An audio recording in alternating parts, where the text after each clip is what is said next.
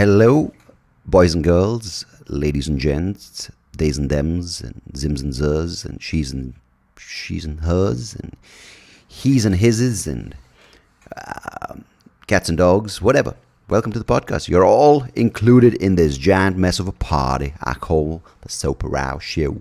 And this is the last podcast, last episode. Yeah, it's one of those. Last episode, I'll be.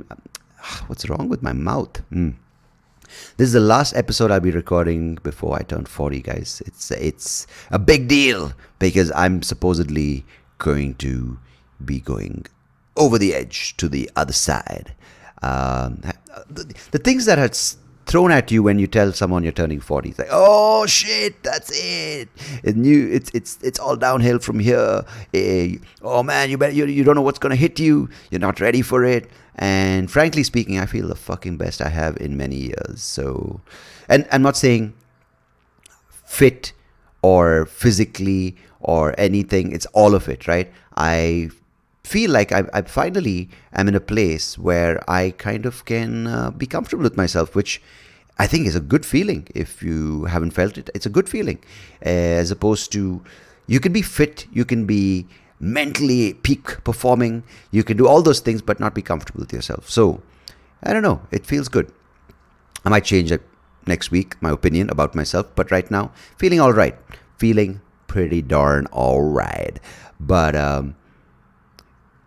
there's also this expectation to celebrate your 40th, right? I don't know if any of you guys are 40 or you past 40 or you want to be 40, and you have these things that you have to celebrate.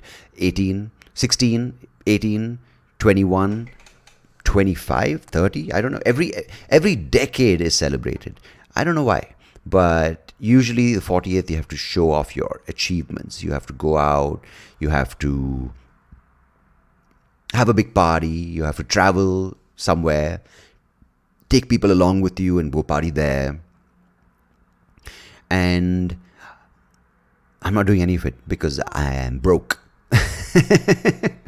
But honestly speaking, I don't know, man. I don't know how much I enjoy going out with a big group of people, whether it's classmates or a social group that we meet often. I don't know, big groups in itself fucking piss me off because you kind of are just playing to the group dynamics and not really enjoying being yourself and being comfortable with yourself. And I'm not comfortable with myself within big groups because you have to kind of play to the group elements, right? You have to play to that part. And I've spoken about this before, and I don't know why I'm telling you this, but that's the fact that I've spoken about it before because you're listening to it right now. Why are you going about blah, blah, blah. Yeah. And you have to cater to what that group wants you to be. And I hate it. And why would you fucking spend money and take these people out to another country and do the same thing there? Like, I'd rather go maybe with another person or maybe two other people and just go chill. Yeah, I don't know. But clearly, I've got no clue how the 40th is done. So, sorry if I come across as a bitter cunt. And that's just me. But it's a strange feeling when you look at it as time gone by. Because who knows now, the next 40, 0 to 40. And I look back and I think to myself, what a wonderful world. Now I look back and think to myself, okay, time lost, shit, you're past your peak, you're past your prime. And if you look at it like that, you're fucked, right? Because you're like, oh crap, man, everything's slowing down. And I think I'm enjoying that feeling because there's less pressure. And here's the kicker. Everything that people fear about growing older, I've already done, because whether it's in a positive or negative way, I had to face those things because of my eyesight, or lack of rather. I was dependent on people in some way. I needed help getting around. I've used a wheelchair. I can't read. I can't drive. I can't write. And and yeah, the good thing is memory. I hope I don't lose that because that I'm not fucking ready for. But most people are scared of that, right? Losing their independence, not being able to drive, not being able to play a sport. Fuck you, I beat you at it. What do you think about that, you contemporaries who are like, now, oh my God, when I get older? Yeah, been there, done that. If you need some tips, I'll let you know. So yeah, I'm not one of those people who puts a positive spin on everything, but this is, practice makes perfect. I can start wheelchair racing, even though I don't need a wheelchair. But now they've gone and beat me by putting a motor in it. But I think it's good to be aware of what your vulnerabilities are from a young age, because then, you know what, it makes you less fearful of change and less fearful of letting go of what you could do, and make you ready for what you might need to do, and letting go of what you have and prepare you for what you might need or might not have. So I'll leave you with that because it ties in neatly, which is not planned, with my guest and what she does. She's a clinical psychologist. Her name is Dr. Cortney Warren. And on today's episode, I talked to her about perception. Let's just leave it there because it's a fun chat and you'll enjoy it. And as always, I appreciate you tuning in to this. And till next episode, goodbye. God bless. Take care of yourselves. Cheers, and catch you on the other side.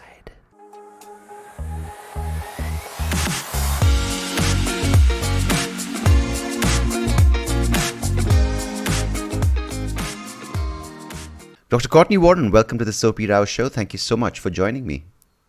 My pleasure. I'm so happy to be here with you. It's great to talk to someone who works on and has tried to understand human behavior, especially this idea, which maybe let's just go into it right away before I start rambling, because people who listen to this podcast know I'm famous at doing that.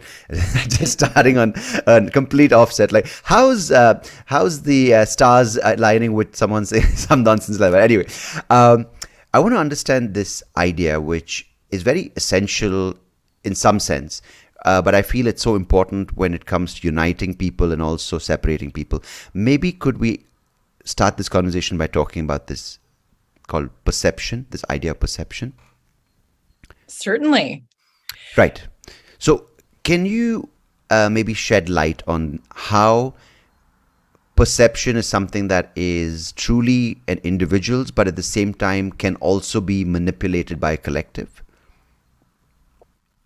Wow, that's a big statement right there. I apologize. Yeah, it's 6:30 in the morning, so I'm it's night here for me. So yeah. As I think through this, perception is the way that I conceptualize it. It's the filter through which you interpret your surroundings, your world, your identity, your experiences.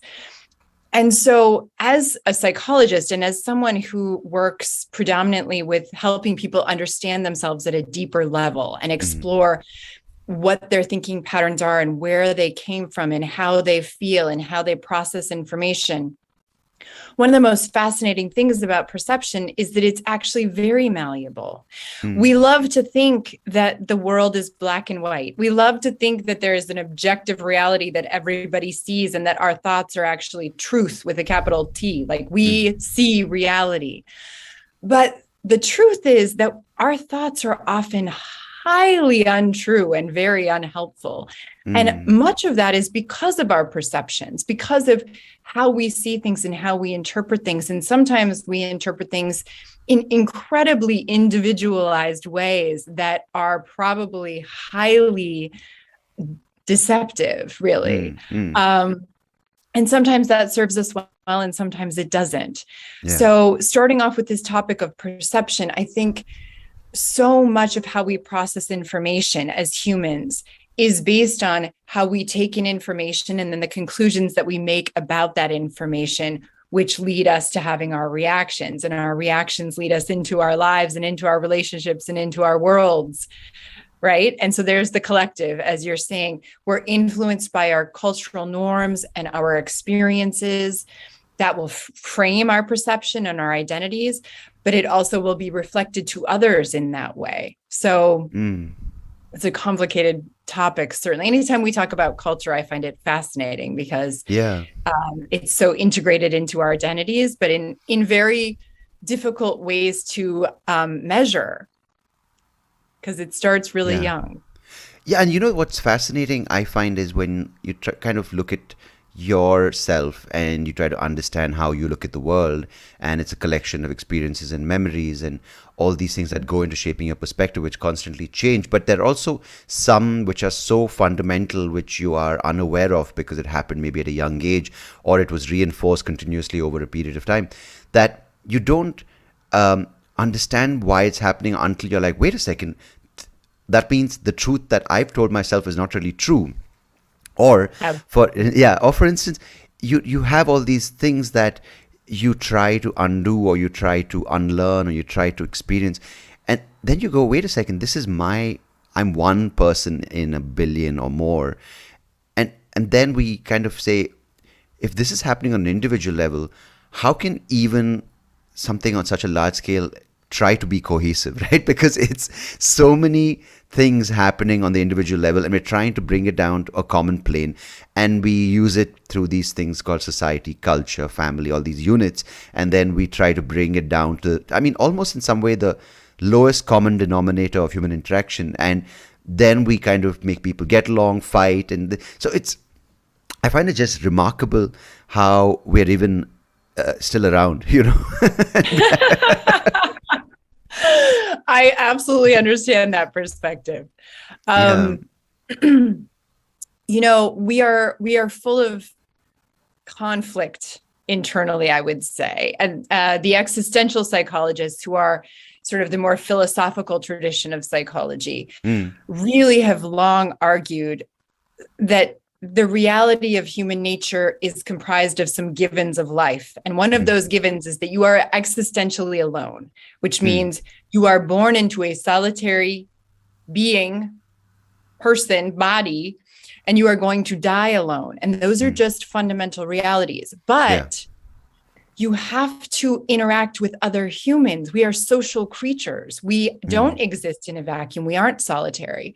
And so somewhere in this milieu of the billions of people, we have to interact to really have someone hold up a mirror, to really help us to see ourselves from someone else's perspective. Because as much as I love the image of sort of a Zen person by themselves in nature, you know, feeling very whole and oming and wonderful and sort of grounded, the reality is that we don't learn a whole lot usually when we're by ourselves in a peaceful situation.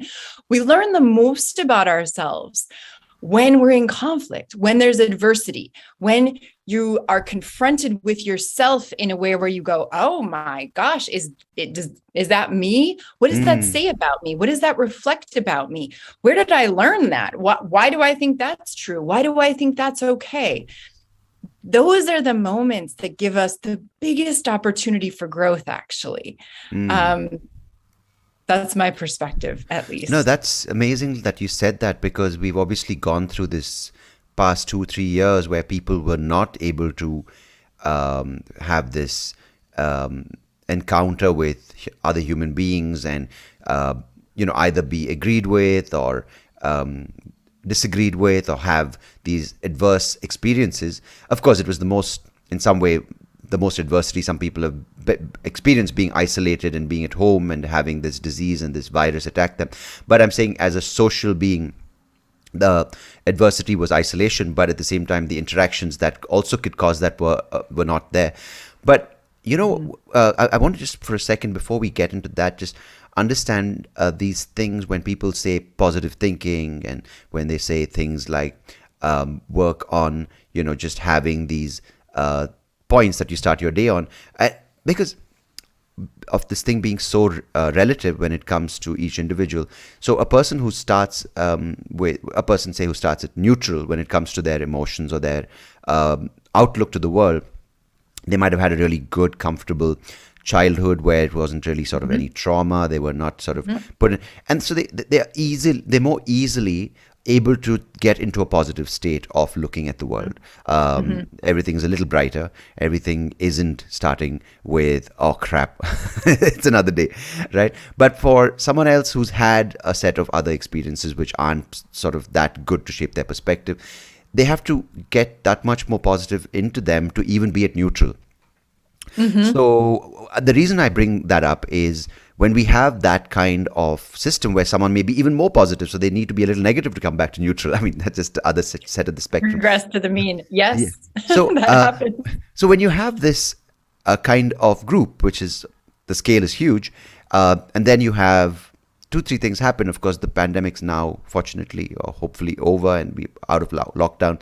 And then you impose this framework, or you rather set this in the context of you said the existential philosophers who said, okay, yeah, the things which are granted us, that we're born alone and we're going to die alone, and this experience is truly ours in itself, and we're alone. You have that, but they also might have said that in a social setting which was physically real. So we take what they said, we take the social setting, we take this pandemic we're out of, and then we put it in the context of this virtual society, which is the online social media. And so I know it's a little too many things I'm sort of introducing here, but what are we sitting on as a society, like a global society right now? What is the human condition, and how has that changed over the past, let's say since the internet came around? Oh, wow. Well, you have so many ideas in your commentary there. Let me see if I can narrow down some of them. Okay. To have a cohesive comment. I think the internet certainly revolutionized human interaction. I think it's hard to really even overestimate how much it changed things in terms of this accessibility of information, the way that we communicate, the lack of physical touch, the kind of information that you have easily accessible to you. It's something that probably generations before the internet will be completely different than internet youth, right? Yeah, like our children who are growing up sort of inundated in it. This may be a side topic that you didn't think we would address today, but the first thing that comes to mind when you say it is really the addictive nature of online experiences that I think is probably not similar in some ways to what we experience in one-on-one or in social gatherings that are in person. So things like pornography use, sexual and romantic relationships, dating, being vulnerable, being honest and open and authentic in an online setting is very different than doing it in person. There's a huge amount of data on college students and high school students in the United States, and I would imagine probably globally, looking at dating behavior and pornography use online and sort of sexual experiences, and that youth today really don't have any naivete, I would say, anymore, because they see sexual encounters online from such a young age that there's no control sample who hasn't seen it. So when they go out as a 15-year-old trying to be vulnerable and actually get to know someone in a romantic context, it's very foreign.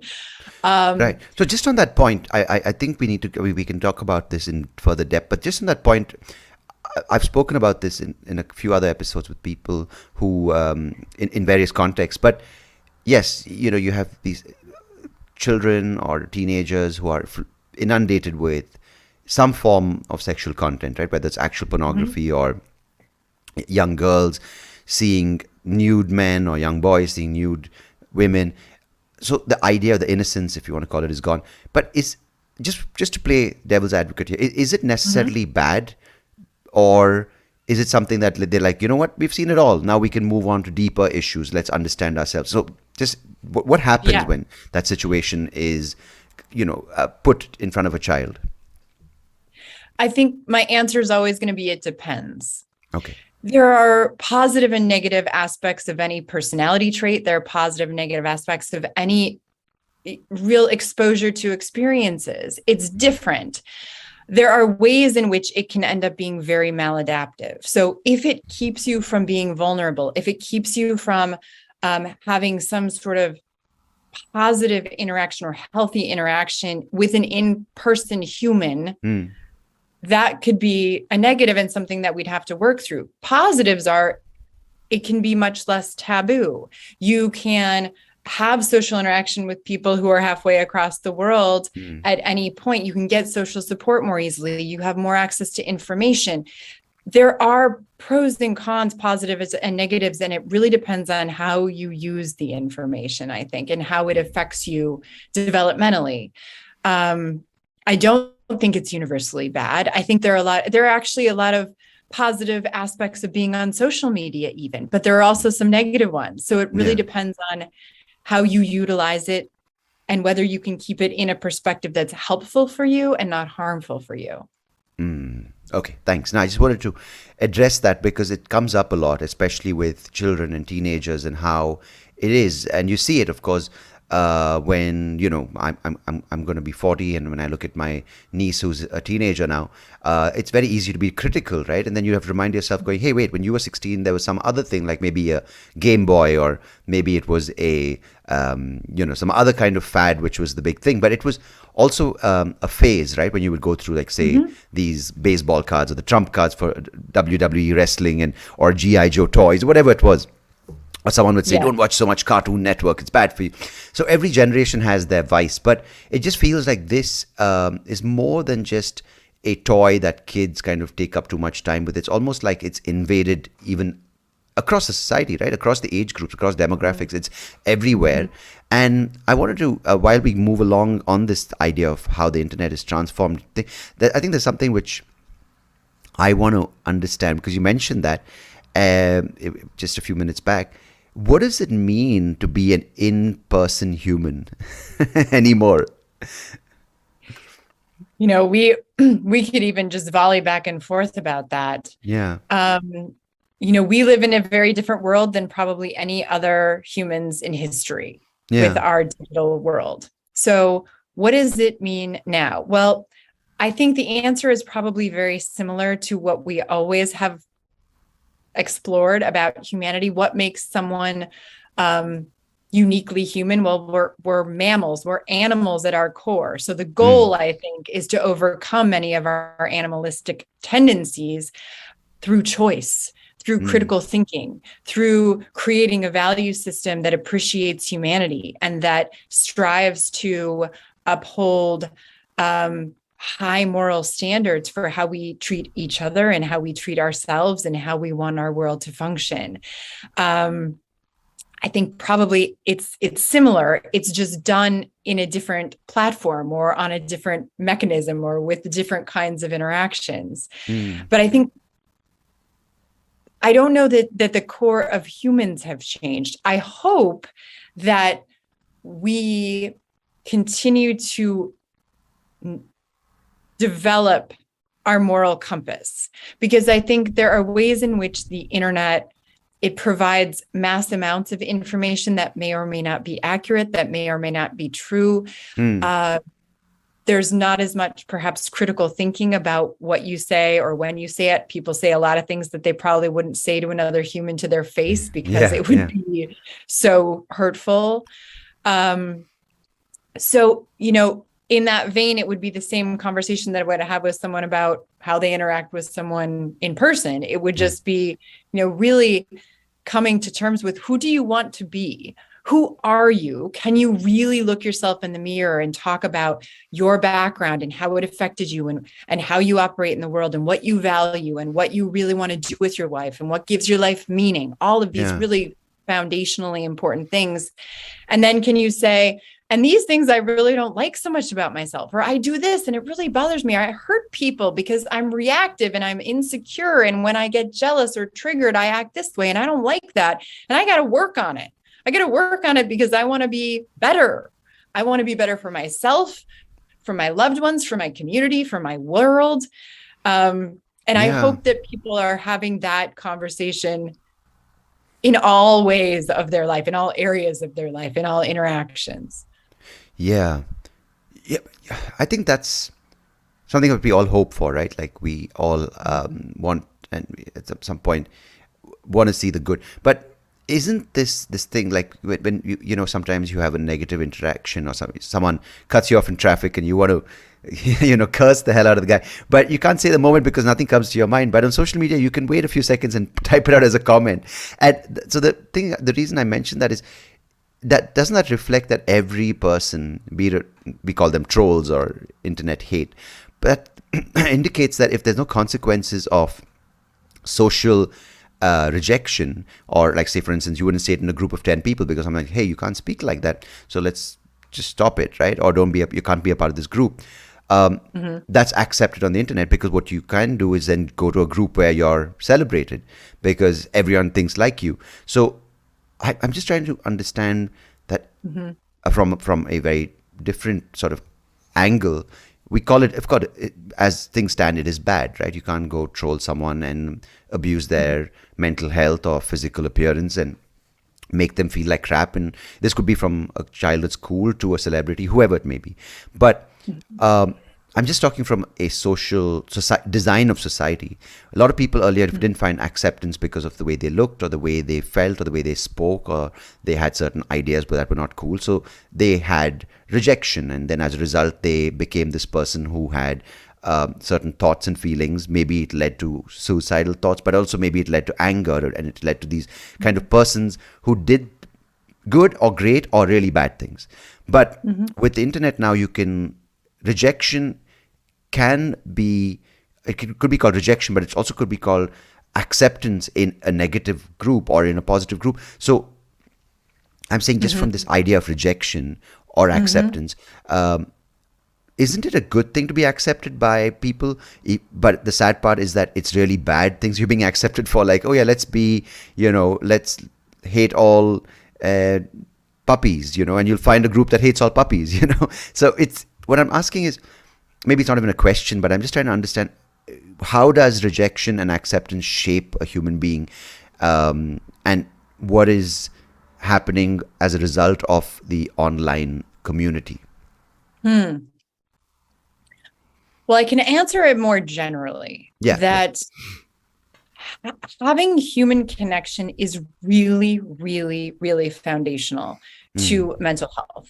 So if you look at outcome studies of almost any mental illness that we currently diagnose, having a strong social support system is a huge predictor of positive outcomes of treatment and of just positive mental health outcomes. And that really involves feeling like you're a part of a group and feeling accepted, or a sense of belonging to a group.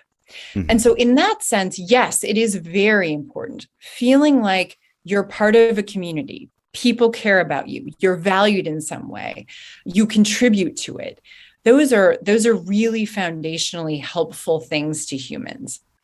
When you're talking though about some of the internet trolls or some of the difficult situations we can get into, one thing that you see in humans a lot is that we really want confirmation bias. Which means essentially we want to be around people who validate that we're right. We want to see the data as though it's reflecting what we actually think is true, even if it really isn't. And when you're online, you actually have a lot more control over who you're going to interact with and not interact with. What I mean by that is, an example in the United States, we have a number of television news media sites.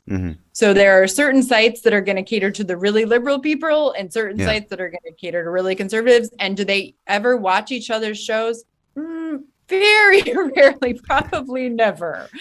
So they're never getting kind of confronted with the other perspective from the positive light of the other perspective, which means that they sort of are never going to get challenged from seeing each other's sides, which makes them more sure that they are right about whatever it is that they think. I think online, anytime people are acting in trolling behavior, whether it's calling someone names, commenting on how they look, commenting, cancel culture, just being just generally a disrespectful human, I wouldn't want that behavior ever in person or online, because it's not consistent with my value system, right? Which doesn't mean I don't have lots of moments where I get really frustrated with people and would like to tell the guy off who cut me off on driving or whatever. But it really means that You are responsible for your behavior 100% of the time as a human. And you can try to walk into my office and tell me otherwise, and I'm just going to keep holding up the mirror, because the reality is that no matter what you go through in life, even if it's objectively horrific, you are still responsible for your response to it, always. And so even if somebody treats you in a way that's absolutely terrible, you are responsible for how you respond to it, how you approach it. Now, that's really difficult for a lot of people to hear, especially people who have been through trauma or really difficult childhoods, or situations that they did not have a lot of control over, that they were powerless over, where they even were traumatized or victimized. Yeah. But it's not helpful to any of us to stay mired in blame, angry bitterness, because all it's going to do is make you an angry, bitter person who's focused on why you're a victim. Yeah. And that is not conducive to psychological health, right? It's not in your best interest. And it's not that it doesn't make sense. And it's not that I don't have tremendous empathy and tremendous understanding. And it doesn't even mean that you don't want to fight social realities that are really unfair and very discriminatory, because there are tons of them, right?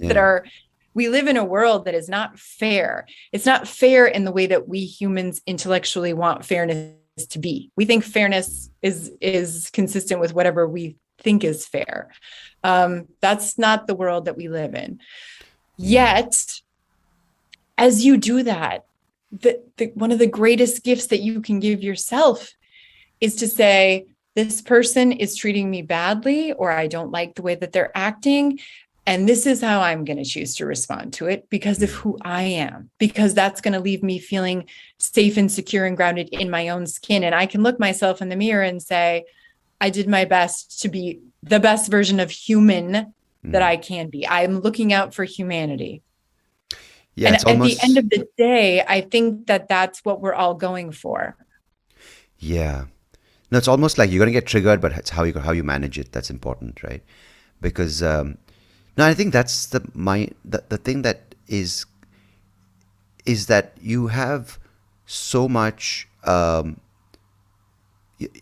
You have so many things that can stimulate or trigger you negatively or positive, and but I think what's amazing that you said it's all on you, because it's so easy to point and blame and be angry with the world, but I think we're also told to do that, but at the end of the way of thinking like that, you're just exhausted. You're the one who's tired. The person who said that, you might have their own story, but you have no control over that. You have no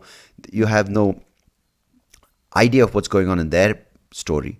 So yes, and that's such a sad thing that it's being used this way, of how a person, instead of saying, you take your, okay, you know what, life's not easy. You've had your set of experiences, and I understand it's been hard. But at the same time, you being a person who's got a life, you have all of it, and you have some good, some bad, some really good, some really bad, some tough, some easy stuff. But that goes into what makes you a human who's having a human experience. But instead of that, I feel there are people taking the one grievance a person has, or the one thing that really affects a person, and then undermining the rest of their human experience or their humanity, and kind of just making them feel like the victims about that, and manipulate that feeling into a group, and then make them just keep going on about that point. And you hear a lot of that. You said with the political reporting, or the be it the various other, we can go into specifics, but I don't care about getting controversial, because it's not about it's not something which I find controversial, but people do, then they do. But I don't want you to talk about something if you're not comfortable. But just this idea, whether it's so many things, disability, because that's a safe place for me to talk about. But I'll give you an example. Like when I was growing up, sure, my mom would really be a part of helping me out, right? Because the school systems didn't really have too many special needs programs, or when it comes to assistive technology or assistive programs. so it was mainly, schools were good, but they didn't really know how to handle a person who's partially sighted, right? So they had whatever the thing. So, but my mom's approach was, you get by, but just do what you have to. Don't really come across as someone who needs help, who's different, who's disabled, if you want to call it. And because that had a different paintbrush that people would paint you with in, say, the 90s. They're like, oh, handicapped. That means all they're good for is, put them in a padded room, and if they can say hello, it's a great achievement. So in that context, if you can go about doing things as normally as you can, then that's the best sort of scenario that you can hope for. But today I find when I'm either doing, show, or I'm talking at a corporate about these things, diversity, equity, inclusion, it almost feels like people are like, look at me, I've had it hard. Look at me, I was told off the other day. So it's almost gone to the other extreme where you have to wear your wound on your arm, So Yes. I don't know if either is good, because in one, you're brushing everything under the carpet, building all these defense mechanisms where you're not even looking at the truth, and your self-worth takes a pretty big battering because all you're doing is just to get validation. They found me normal. I didn't stick out like a blind guy. You know what I mean? At the other end, you had just like whining and there's no adversity because everyone's like patting you on the back saying, yeah, you are disabled, you poor thing. We need inclusion, and just saying the right things as opposed to doing the right things. So I know it's a whole lot I've just spoken, but I just, feel that that's something which has been upsetting me, because when there is so much an individual can experience, and I'm not saying through recognition, achievement, but just generally to be a more fulfilled person, more and more the stimulants from the outside world are kind of taking that away and making it very unidimensional, if that's even the right word. I mean, I think your example is wonderful. I certainly see the culture of woundology here. And it isn't that people don't have wounds, and it isn't that we don't want to acknowledge different realities for people, like whether you call it a disability or a part of your experience, or however you refer to it. Of course, it affects your life. So when we talk about cultural competency here in the US, and I would imagine where you are as well, it really is a slap in the face when people want to say, well, I don't see race, or I don't see gender, or I don't see ethnicity. And it's like, well, then you've completely missed something about this person's whole entire life experience, right? Yeah. So that's not actually very culturally inclusive or competent, because it isn't that it doesn't matter. It does matter. It does affect you. It did affect your upbringing in ways that able-sighted people maybe don't understand, couldn't understand. The flip side of that is what you're highlighting. Do you want to get to know me through my wounds? Is that now part of what I have to present to the world in order to connect with people? And in some ways, the answer is yes, because the way that we connect is through vulnerability, usually. It's through sharing something about your experience that's intimate. That's how we get close to people. That's how you develop emotional intimacy, is by saying something about your upbringing or something about your experience that has been a challenge for you, that you've had to figure out over time. I was raised by a single mother who was brilliant, but she was also incredibly mentally crippled. And so it's not something that I need to lead with people to have them know that I'm wounded or had difficulty, but it is something that if you're close to me, you would know about. And so it's a part of you, but not all of you. Yeah. Certainly. What I strive to get people not to do, and maybe this is related to what you're saying, is do not get power through weakness. If you're using your wounds to try to get power, that is not good for you. So what I mean by that is, if you come to the table saying, well, I've had such a traumatic childhood, or I'm a woman and I've had sexual discrimination throughout my career, whatever it is, and I'm doing that as a way to manipulate and gain power over the situation, I think that's highly problematic, both for you and for everybody around you, because you want to make choices through a place of strength. So if you're sharing something about yourself even if it's a wound, even if it's something that you experienced, but you're sharing it as a mechanism of, for you to know me, for you to feel close to me. And I'm not trying to make you less. I'm not trying to make you feel less than me, or somehow one up you or one down you, or whatever that is. I'm not trying to neutralize the power through my wounds. Then I think it's an opportunity for very meaningful conversation. And actually, that's probably the best opportunity any of us have for many of the world sort of struggles around diversity related issues that we have: race, sex, class, sexual orientation, gender identity, is to welcome dialogue that isn't trying to make power plays, that is literally trying to connect and understand and respect that all of us have had our own experiences, some of them hard, some of them easy. And by understanding yours, I also get to understand you. And you get to understand yourself, and we get to understand each other. And, I've had conversations with both types, right? The person who is willing to share their story as a part of their human experience. You can't take it away. If you ignore it, it's not good. At the same time, if you only sort of lead into a conversation, look at me, I have no eyes, kind of thing. But I've had conversations with people, and it's been a truly fulfilling, holistic conversation.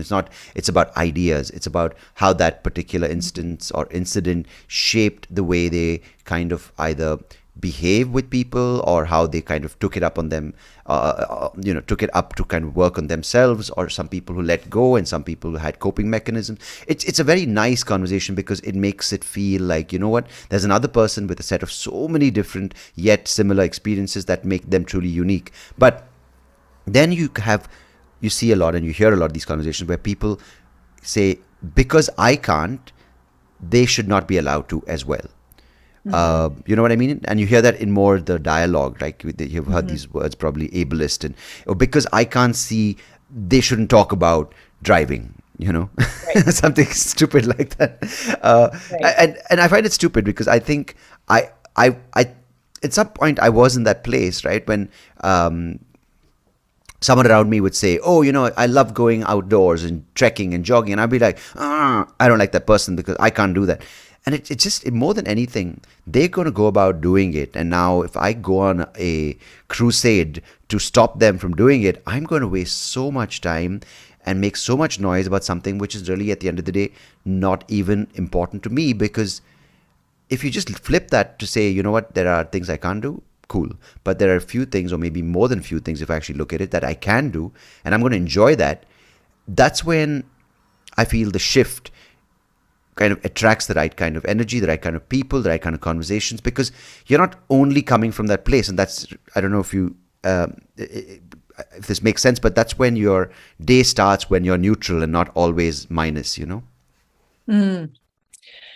Yeah, it reminds me of so many conversations I have with my children that are around fairness, and saying, fairness does not mean sameness. What is fair for you is not the same necessarily as what is fair for someone else, because you're different people and you're different. You have different interests. You have different abilities. Yes, the 5-year-old rules are different than the 10-year-old rules. Yes, they are. And it's fair. And I hate to tell you, but my expectations are very different for you. Yeah.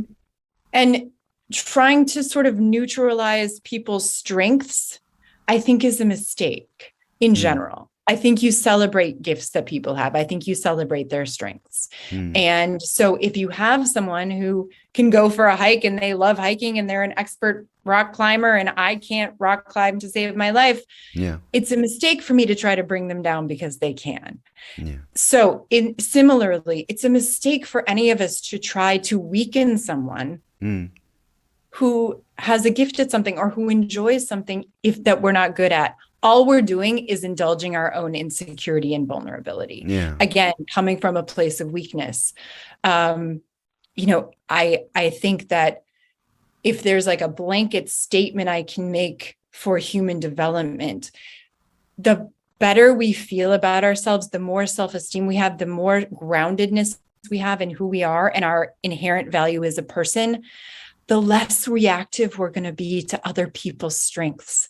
Because the reality that what they're able to do or not able to do has nothing to do with your value becomes so obvious that you're unaffected. So it's like, oh, that person's gorgeous. That person's brilliant. That person is, this expert athlete. And it bounces off of you. There is no insecurity in you because it doesn't have anything to do with you. It has nothing to do with your value. It says nothing about how wonderful or not wonderful you are. And I think the more we build people up, the more we're going to bring out the best of them, because insecurity breeds dishonesty to ourselves, to others, because that's when you get the most self-deceptive. That's when it's the hardest for any of us to admit realities, because we want to shift them to try to maintain our ego, and it's not going to go well in general. Yeah, I mean, that's such a beautiful thing to build on, but at the same time, it's very sad when someone looks at the world and says, someone else's beauty means I'm ugly. Or someone else's prowess means my inability, because it creates this thing, and you just mentioned that word, which I think is really important. It's dishonesty, right? And maybe another thing which we can tie into that, if you can talk about that, is this idea you mentioned called of deception. Because it's so easy to lie to yourself. Doesn't help you, but it's easy to do it in the short term with all these various, well, we call them tools, but it's also coping mechanisms, right? From drugs, alcohol, social media, pornography, whatever it may be. I don't know, highlight one or demonize one.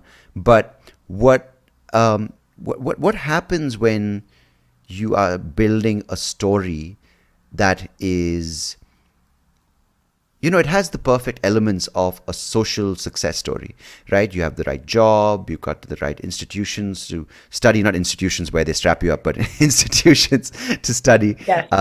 You have the right values, or rather your external worth meets the right values that a capitalistic society is built for you. The number of houses, your kids go to the best school, the right cars, you've seen the right clothes, right? And you've seen the right place. And so all those things are perfect, and you've built that story, right?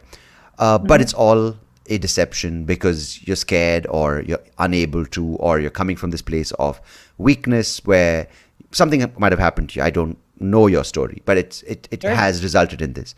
What happens? Because is there consequences to the individual, or can you just go by your whole life living like that? And maybe then we can talk about maturity. Oh boy, those are such big topics. Sorry if I'm laying it heavy. I've been thinking about these things. Yes, no, they're really important, and I love talking about all of them. They're so complicated is really the answer, is that it depends on so many of these things. But to start us off, yes, we all lie to ourselves. Often. We lie to ourselves often, even about the littlest things. We lie to ourselves about our eating, how much we eat, whether it's okay, can we have an extra glass of wine, why that's fine, why we're tired, why we were snappy with our kids this morning, or snappy with our spouse, or we're late for work, or whatever. We rationalize, we're in denial. We try to create some sort of blame for someone else so we don't have to look at our own responsibility for these factors. We emotionally reason, meaning we think our feelings accurately reflect reality as if it's a true reflection, instead of considering that perhaps our emotional reaction is because of our interpretation and perception of the situation, which may be very inaccurate. So there are myriad ways that we lie, and we all do it. And does it affect you? Yes, of course. And when you were describing this kind of picturesque person in your last description of they got the house and the family and the job and the degree and the whatever they're doing,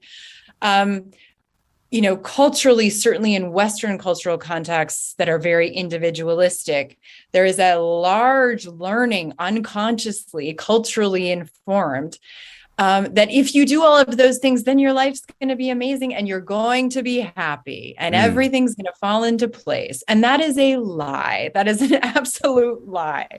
But in many ways, I think we're bred to believe that if you do all these things, if you're the good person, if you check all the boxes, everything's going to fall into place. If you marry the right person, you're going to be happy forever. There's never going to be a struggle. If you have the children, you're going to have, I don't know, done what you need to do as a human. Yeah.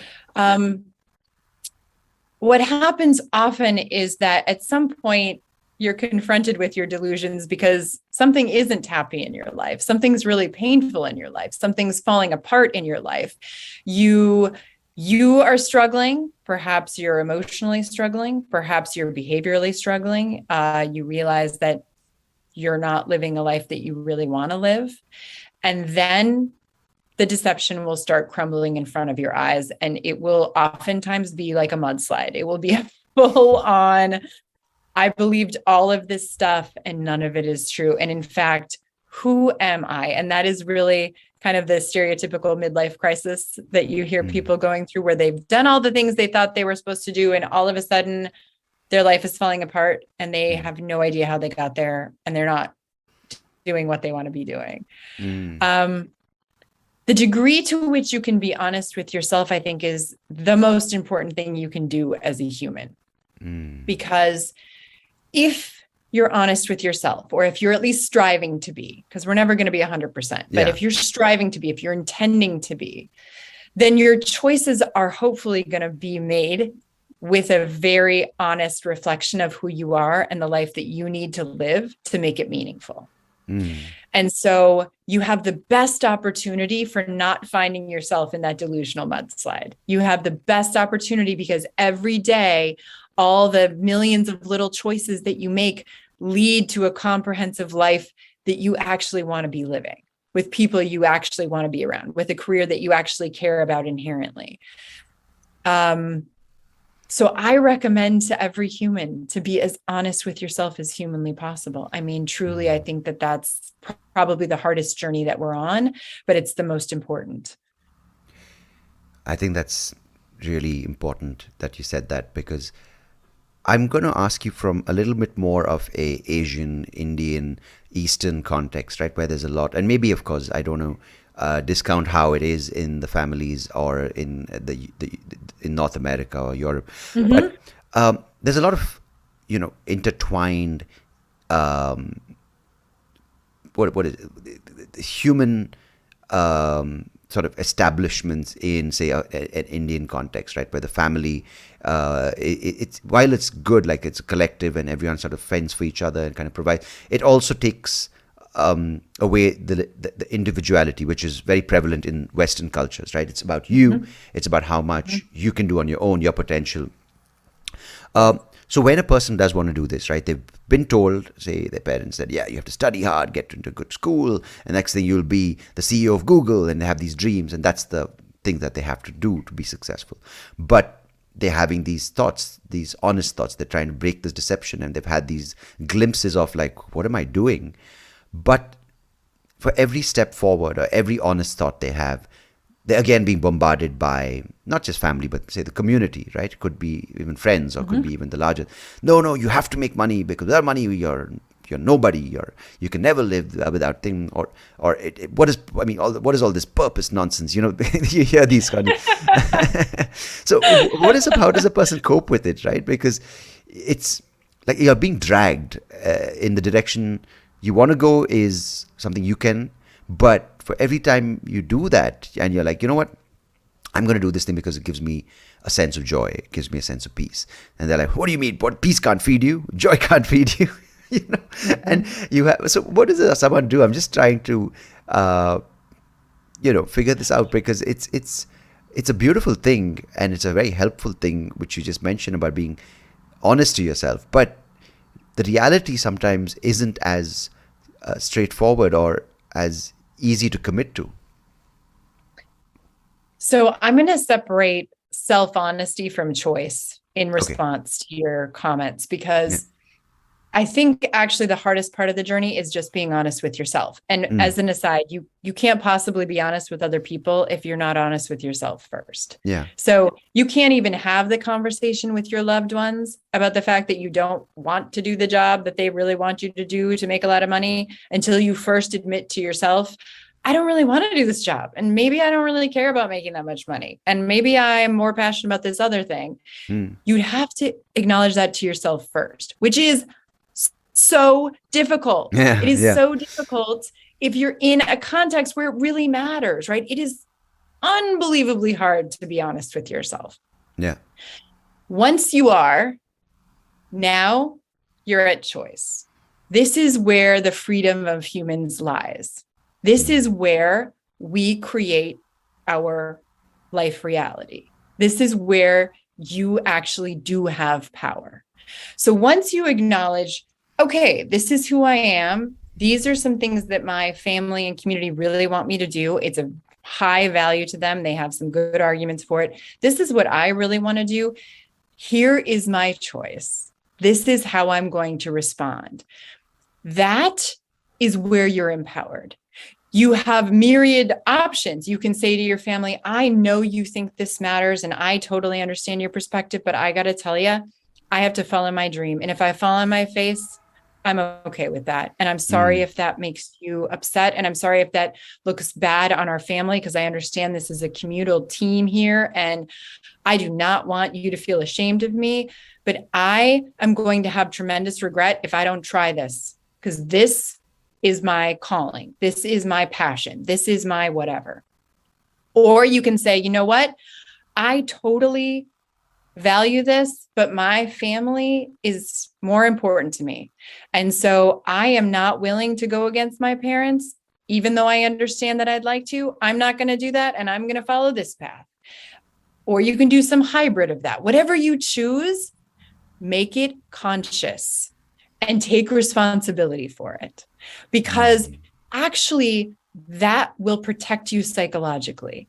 It is much better for you psychologically to do something you don't want to do, or that isn't the path you want, by choice.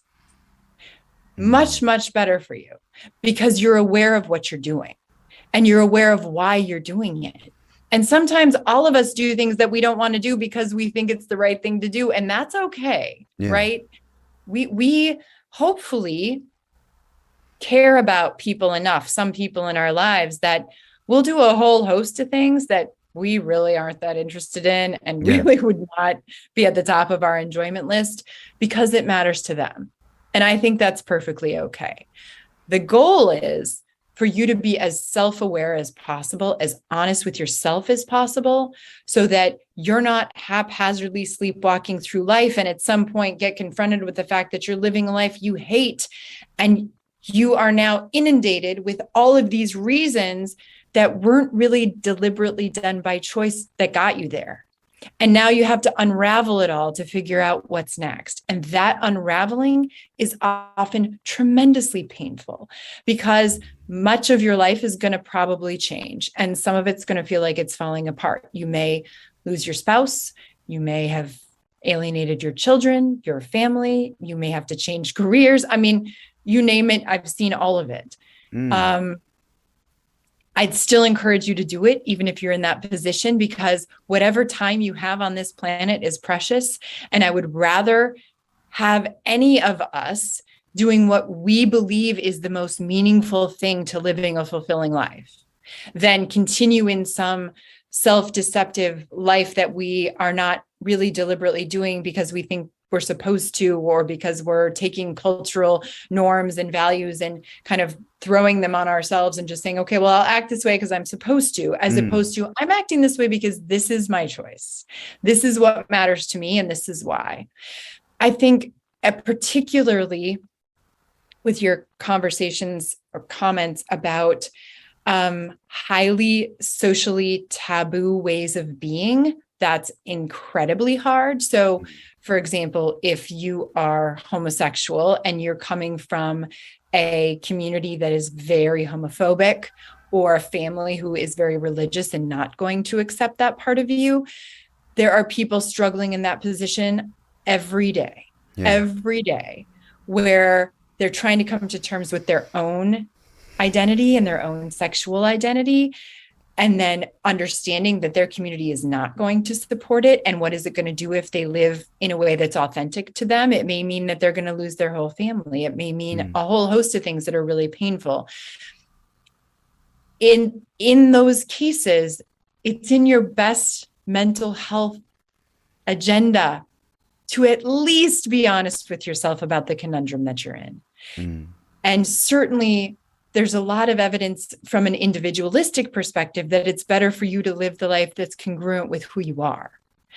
From a collectivistic perspective, I think it's probably a little more complicated, because you may say, you know, I am gay, but I am going to live a straight life because my community is more important to me, this cultural reality or my religious tradition or whatever it is. At baseline, I want people to be as honest as possible, because then they can still make the choices.